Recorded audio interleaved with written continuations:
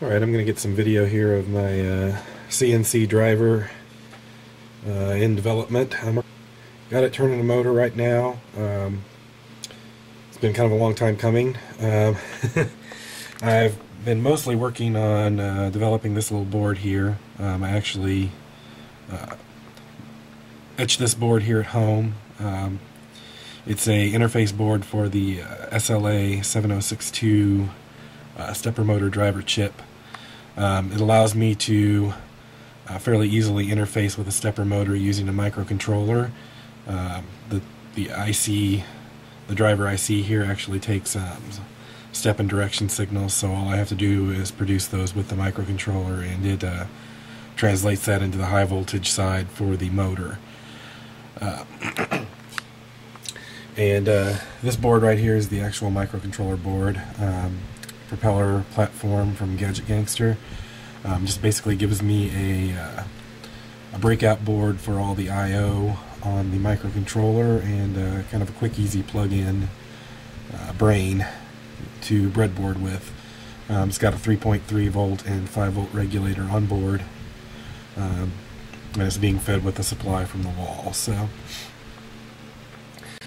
up in the top corner you'll see a couple of transistors. Those are actually all involved in the enable circuitry for the motor. They enable or disable the motor, as well as change the current setting for the motor, so that I can actually set it to a 50% current limit whenever it's not being used. Here we have the motor hooked up to my jury-rigged axis, and just a little pointer with a nut and a ruler here that I've been kind of using to do some basic testing. So without too much more talking here, I'm going to demonstrate a little bit of its movement. I have a control of it through a serial terminal, so I can send it commands and actually have it go about and do those commands. So right now I'm going to go ahead and change its direction to forward, and I'm going to let it know that I want to move, let's say, 3 inches. So I'll tell it 3,000, and we'll hit enter here in a second.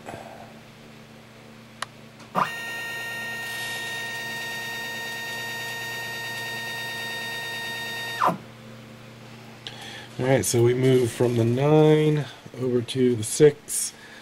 Keep in mind, this isn't exact. There's probably a 32nd of wiggle, maybe even a 1/16 of an inch of wiggle room in this pointer, so it doesn't necessarily always point exactly to where it's moved to, but seems to be pretty accurate. Always comes back to about where I expect it to, even after I've moved it around quite a bit, so I'm not seeing any missteps in it. So now I've got it there. I'll change the direction to reverse. I will back it up by an inch.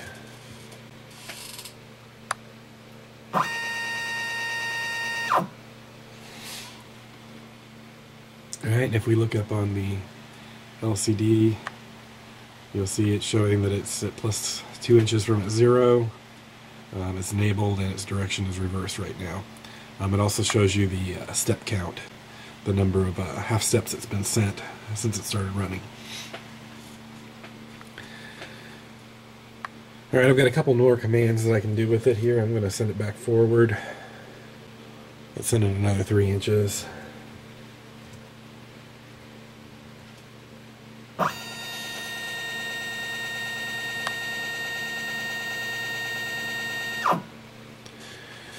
Alright, so we're now at the 4 mark from where we were at the 9. We show plus 5 inches from our 0 point. So I'm actually going to tell it to mark that position now.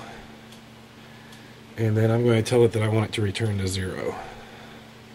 And let's speed it up a little bit. Alright, there we go.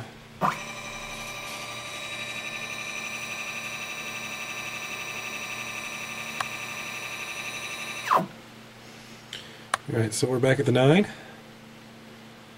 Then I can tell it that I want it to return to that mark that I gave it.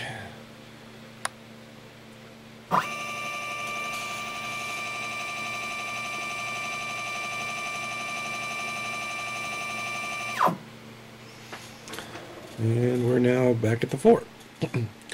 So I can actually queue up commands with it. It can execute one command at a time, but it has up to 32 commands that it can hold in a buffer.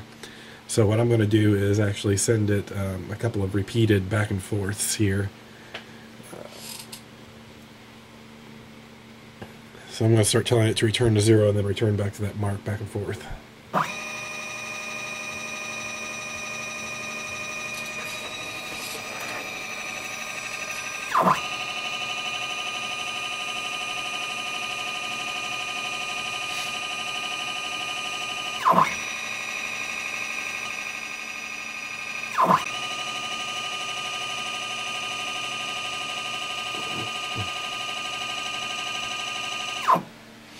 Alright, so back and forth a few times.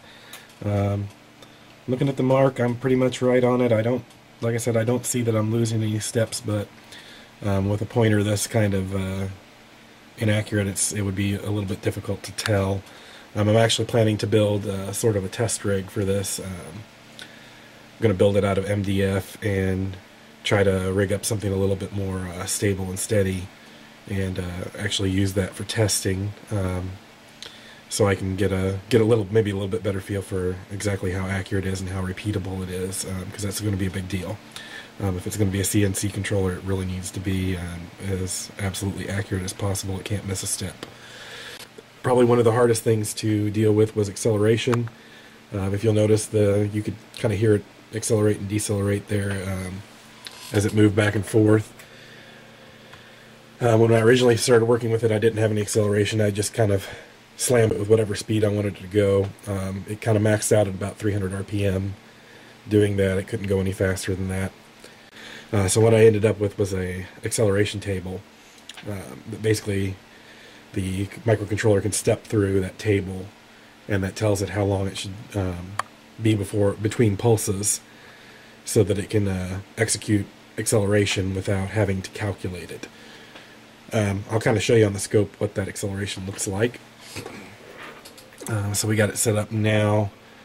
The top yellow line is the incoming pulse, the incoming step pulse. That bottom green line that you see is the input back from the motor driver that tells me when it's in a full step position.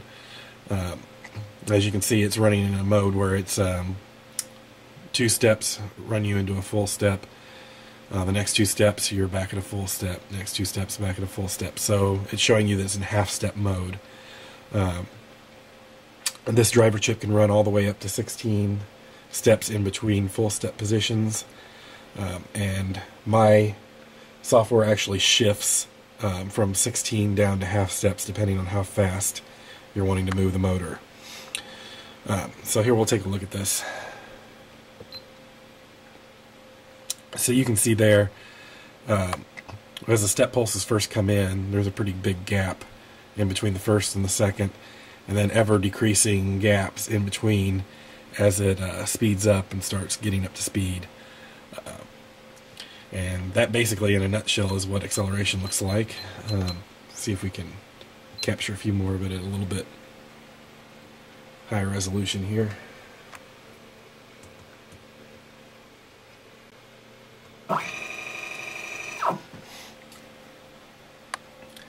So there you can see kind of a little bit more of the pulse train, and like I said, it's just it starts out very slow and then keeps gradually increasing in frequency as it climbs up the table.